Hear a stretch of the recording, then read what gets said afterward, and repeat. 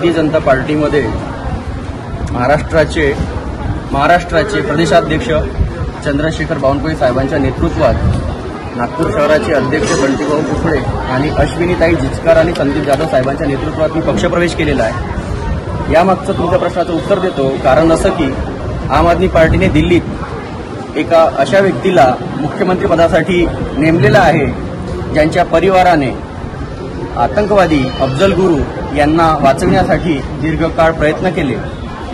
Even त्यांनी त्यांची फाशीची शिक्षा वाचविण्याकरता माननीय राष्ट्रपती साहेबांकडे याचिका दाखल केली होती, दया याचिका।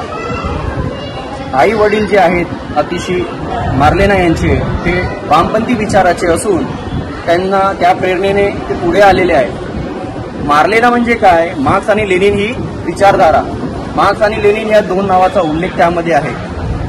या विचारधारेने जर आपण मुख्यमंत्री पदासाठी नेमतो आहे त्यावर माझी तीव्र नाराजी व्यक्त करीत माझा कोषाध्यक्ष आणि प्रवक्ता या पदावरून आम आदमी पार्टीतून मी राजीनामा देतो आहे।